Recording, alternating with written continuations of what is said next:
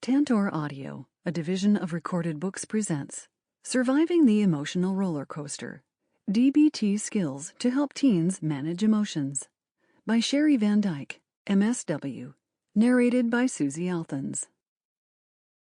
Introduction. If this book has caught your eye, chances are you know all too well about the emotional roller coaster, and you know that it's not a fun ride.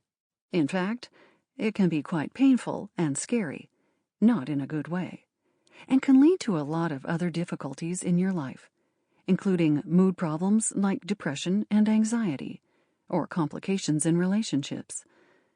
In turn, these issues can lead to problematic behaviors like self-harm, substance abuse, eating disorders, or aggression toward others. If any of these things sound familiar, this book is for you. It will help you survive the roller coaster and teach you skills to help you manage your emotions so that you're in control of your life, rather than just being a passenger along for the ride. Of course, the skills in this book can also help you not climb aboard the roller coaster to begin with. Emotional pain. Typical or overwhelming? Unfortunately, emotional pain is part of life. There's no avoiding it. Someone leaves us and we feel hurt or afraid. We don't get something we really want, and we feel sad or angry. Someone dies and we feel grief, loss, and loneliness. Most of us understand that these experiences are normal, that the hurt, disappointment, anger, sadness, and so on are unavoidable. Most people know that emotional pain is just that, painful. But like all pain, it will pass. Most people can understand why they feel the way they do, and so they can allow themselves to experience whatever they're feeling and gradually move on. For some, emotional pain is overwhelming and all-consuming. It is triggered by things other people wouldn't typically react to, and is so intense that they can't even think straight. Their emotions feel intolerable and unbearable, as if the pain will go on forever. Their emotional reaction is higher than what would typically be seen as warranted by the situation, and it takes them longer to come back down from that intense emotion to their usual selves. Understanding their emotions is unthinkable, and all they want to do is avoid the experience. These people have emotion dysregulation. What causes emotion dysregulation? Research continues in the field of mental health. And while there are theories about why mental illness develops, the bottom line is that we still don't really understand why some people develop mental health problems and others don't. But in dialectical behavior therapy, the treatment I use and will soon explain more about, the biosocial theory explains the development of emotion regulation problems as stemming from two things: biology and environment. Biology. According to the biosocial theory, some people are born with a higher likelihood of developing emotion regulation problems. Genetics is one reason people might be born this way. Just as I was born with hazel eyes, some people are born more sensitive than others. A second reason is that a traumatic experience can affect the human brain in such a way as to make a person more emotionally vulnerable. And a third reason is mental illness. A person who has a mental health problem, such as a mood or anxiety disorder, especially if it's not well managed by available treatments, will have more problems regulating emotions. Environment. The second part to this theory is the environment a person grows up in. It's important to understand that someone could be born more highly sensitive and not go on to develop problems in life, and be able to manage emotions relatively well. But according to the biosocial theory, when you put a highly sensitive person in an environment that is pervasively invalidating, problems will arise. A pervasively invalidating environment is one in which a person regularly receives the message that there's something wrong or inaccurate about her internal experience. For example, she might be told that she shouldn't feel the way she's feeling, or given the message that her opinions or beliefs are wrong. Perhaps she's punished for her feeling, or her feeling is ignored. Most people experience this kind of invalidation at times. Unfortunately, we don't always feel understood by others. The key here is that the invalidation is happening regularly. The other piece to remember is that many people might experience this kind of invalidation on a regular basis. But it's the combination of being a highly sensitive person and being in this kind of environment that will fairly inevitably lead to problems with emotion regulation. However, often people are invalidating without meaning to be. Your mom doesn't understand why you're so angry with yourself about the B you got on your report card, and the message you get from her is that you shouldn't feel this way. Or your best friend tells you that she's tired of having to put up with your explosions of anger and needs a break from you. Or your parents make you go to their work holiday party and then get angry with you when you're so anxious that you feel sick to your stomach and they have to leave the party early. You can see that in these situations, people probably aren't trying to be hurtful. They simply can't understand your emotional reaction, even though they might be trying to. Finally, I want to point out that, for the most part, we're not looking to blame anyone here. Sometimes there is blame to be placed. No one should be sexually, physically, emotionally, or verbally abused or neglected. If this is happening to you, I hope you'll listen to these words and understand that this situation is not acceptable. Please seek help. Talk to a family member, a teacher, a religious leader, a friend's parent, or someone else you feel you can trust, and let that person know what's happening so he or she can help you get out of your abusive environment. So this theory isn't about placing blame.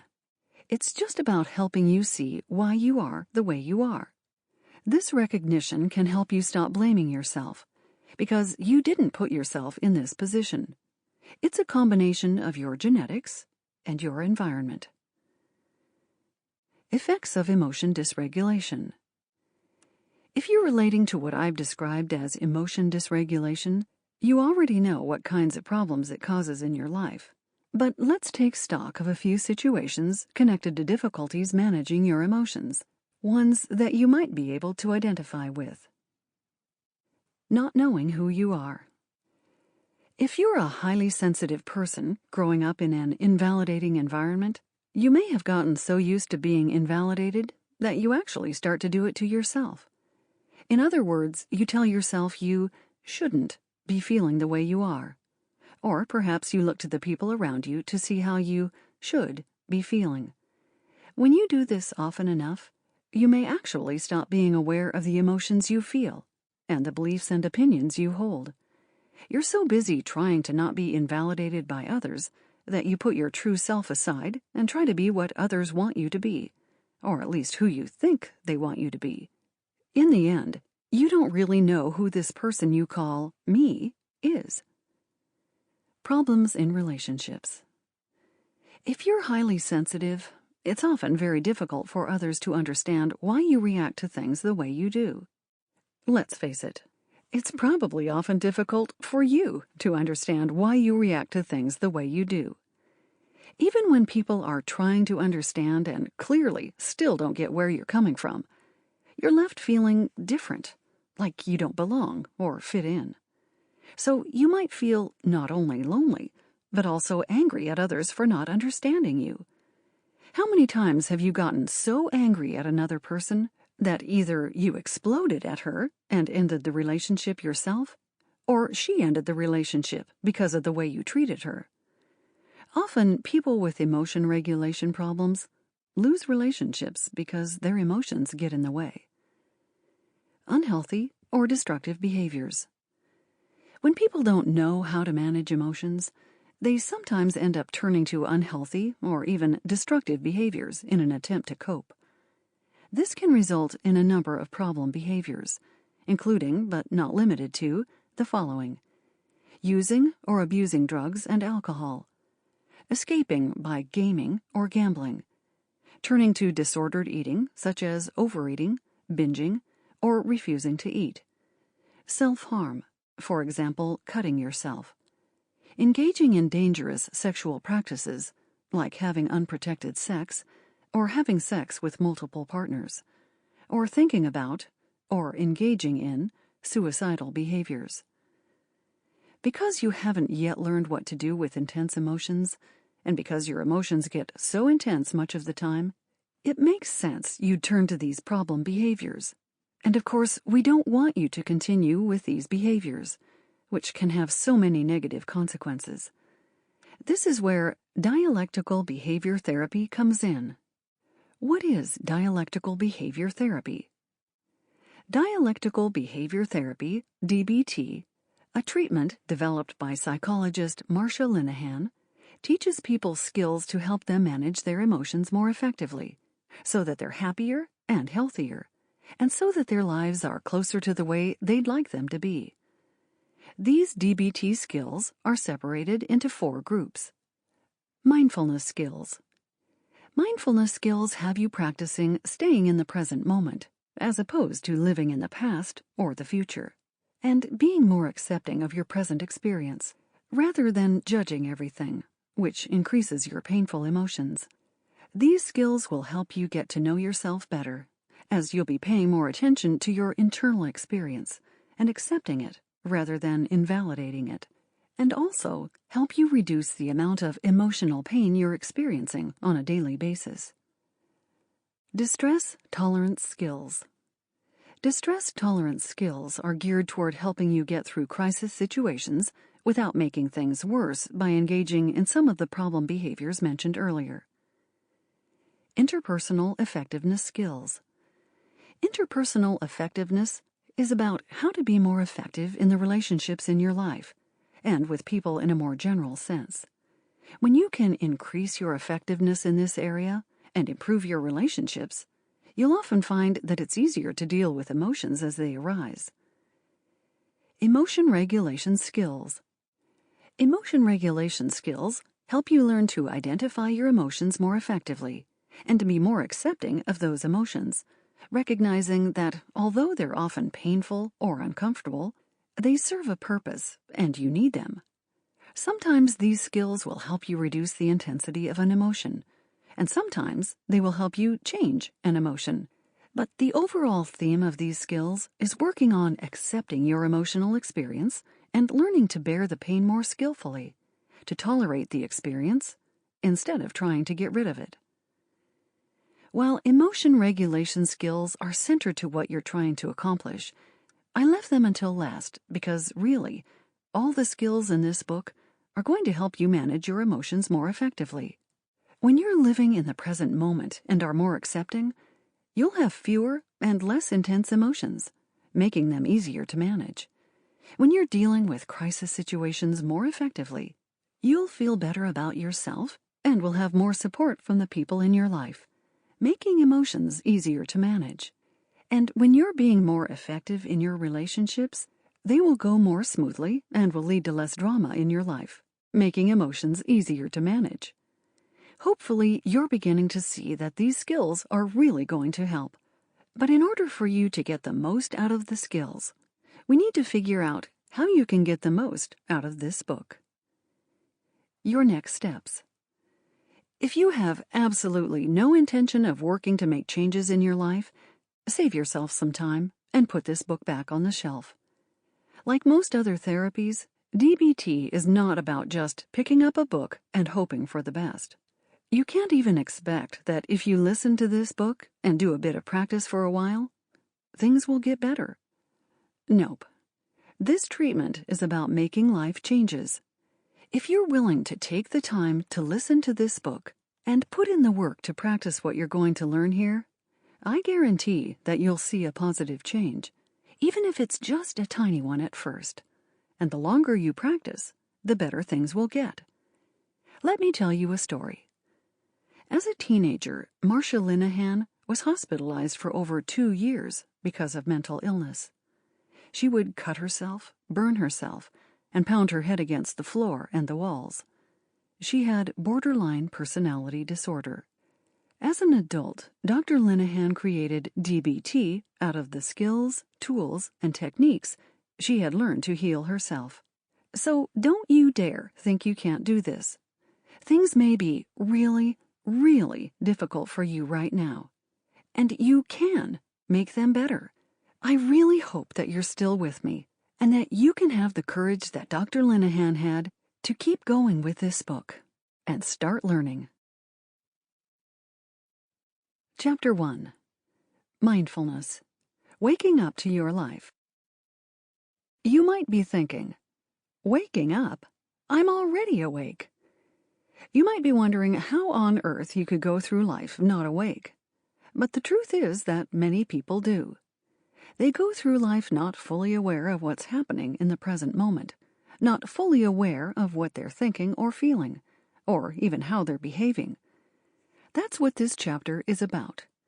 You're going to learn about a technique called mindfulness, which is going to help you become more aware of yourself, and which, over time, will help you wake up to your life. By the way, you may be thinking your problem is that you're already too awake, that you're too aware of your emotions, for example, and this is what makes them so painful. If this is the case, I suggest that you still need to work on waking up to the world around you. You'll learn skills to help with both of these problems throughout this book. What is mindfulness? Mindfulness is the core skill in DBT, precisely because it helps you wake up to your life. You can't change something until you first become aware of, or wake up to, what the reality is, of yourself, of your reactions to others, of the effect you have on others, and what's going on around you, and so on. Mindfulness is about doing one thing at a time, in the present moment, with your full attention and with acceptance. So think of this skill as having two parts. First, focusing on the one task or activity you're doing in the here and now, in just this one moment. And second, accepting whatever you happen to find in this moment. Focusing on the present moment. How often do you find yourself thinking about anything but what you're doing in the present? Maybe you're doing your homework, and instead of really focusing on your assignment, you're thinking about your plans for this weekend, or the fight you had with your parents, or what you'll buy your girlfriend for your upcoming anniversary, or anything else. You might be partly thinking about what you're doing, but your full attention isn't in the present. It's everywhere else. Sound familiar?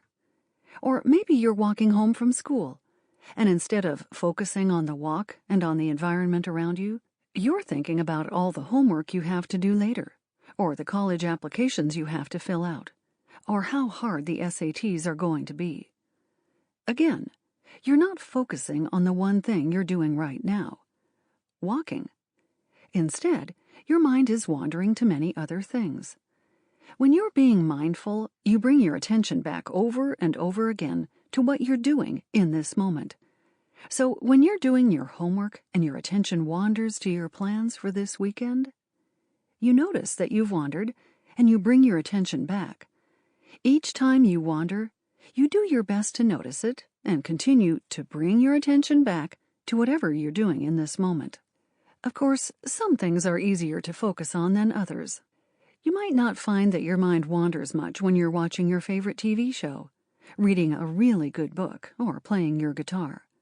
Some things will hold your attention more easily, just as some things will be really difficult for you to stay focused on, like maybe your homework.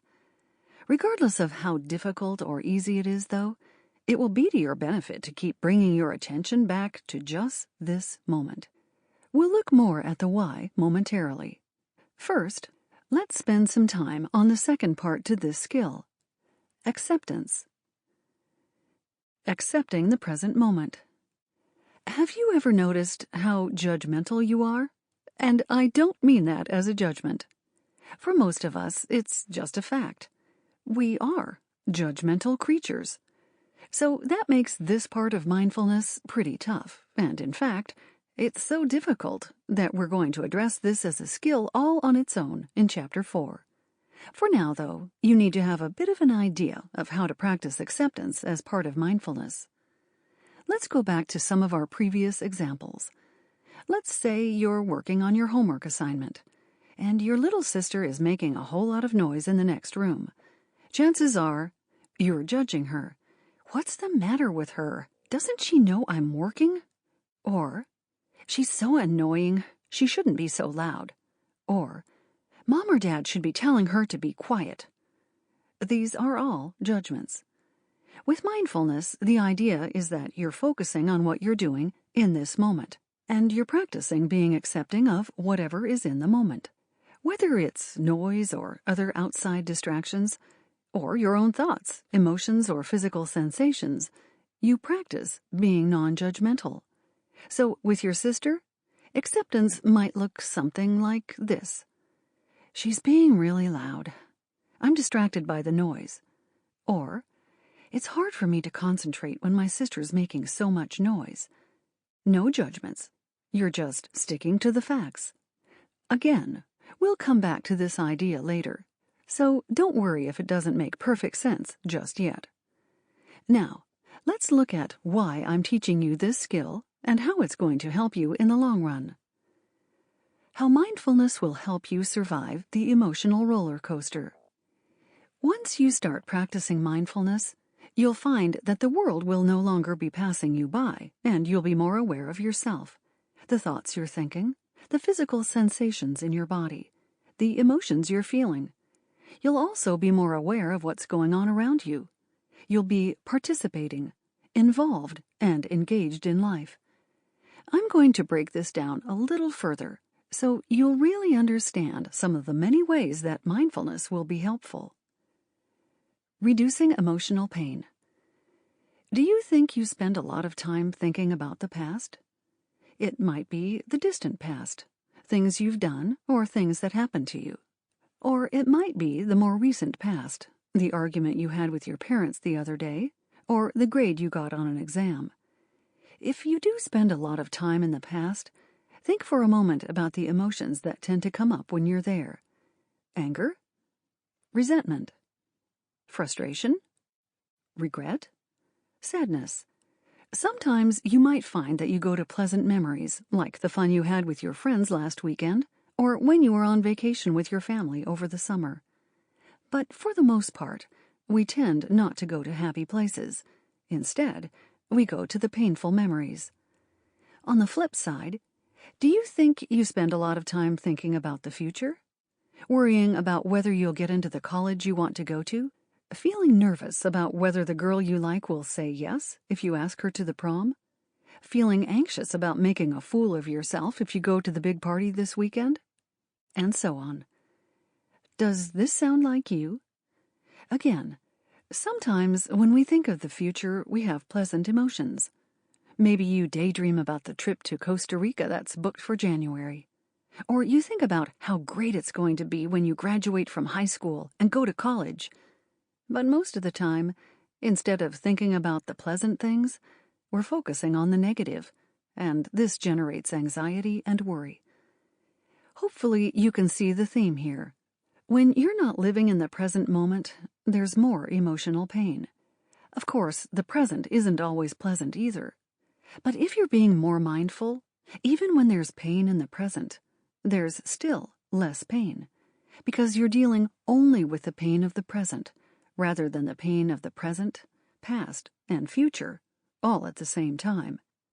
Acceptance, the other part of mindfulness, also reduces the amount of emotional pain in your life. Again, as you'll see when we discuss this further in Chapter 4, judgments actually increase your emotional pain. So when you're being more mindful, you're more accepting, which means less pain. Increasing positive emotions. So far, we've been focusing on how mindfulness will help reduce painful emotions. But just as important, when you're being more mindful and waking up to your life, you'll be in the present moment more often to notice when positive things are happening. Picture this. You're at your prom. You asked the girl you like to go with you, and she said yes. But now, she's socializing with other people instead of just sitting with you. So you start to worry that she doesn't really like you. Maybe she agreed to come with you only because no one else asked her. You might start to worry, for example, that she's going to ditch you and you're going to look like an idiot. What happens in this scenario? Well, you probably aren't having a very good time. You might miss out on some good music because you're so caught up in your thoughts that you don't even notice what they're playing. You're probably missing out on some good times with your friends. Maybe you would normally dance, but you feel too anxious to get yourself moving, so you stay in your chair, which, of course, might have other consequences. Maybe your date would have come to dance with you if you'd gotten up, but you missed out on that opportunity because you were too caught up in your own worries. As difficult as it can be at times, when you can be mindful and focus on the present moment, you'll find that you notice the positives more. So if you kept turning your attention away from those worry thoughts, you might have heard someone at your table talking about how much he loves motorcycles, and you would have had a great conversation about bikes, which is one of your passions. Or you would have heard the joke that one of your friends told, which might have made you smile for a moment. Or you would have enjoyed the music more. There are often small positive experiences that take place around you that you probably miss out on because you're so caught up in your thoughts. This is what waking up to your life is about. Feeling calm and relaxed. Mindfulness can sometimes help you feel more relaxed and calm. But while this can be a beneficial side effect, it isn't actually the goal of mindfulness. The only goals of mindfulness are to be in the present moment and to be more accepting. And sometimes you might be practicing mindfulness, and there's no way you're going to feel relaxed and calm. Let's say you have to do a presentation in class, and public speaking makes you anxious. You could practice mindfulness, noticing that your heart is pounding and your palms are sweaty, noticing that you're having worry thoughts about making a fool of yourself or that you're going to forget your speech. You're focusing on the present moment, you're accepting it, and there's still no way you'll feel relaxed in that moment. The alternative, of course, not practicing mindfulness, often increases the painful emotions you're experiencing because you continue to think the worst about what might happen and because you're not accepting the experience but fighting it instead, which increases your emotional pain. So mindfulness is not about relaxation. But think about it. When you're in the present moment more often, instead of caught up in thoughts about everything in your head, you'll probably feel less overwhelmed. When you're accepting your experience instead of judging it and fighting it, you'll probably feel more at peace. When you're doing one activity at a time instead of 3, you're going to be less scattered and more focused. The other part to this is that often the activities you choose to do mindfully are activities that help you feel calm and relaxed. For example, reading a book, watching TV, petting your dog, lying in the bathtub, taking a walk, or sitting outside. Increasing self-control.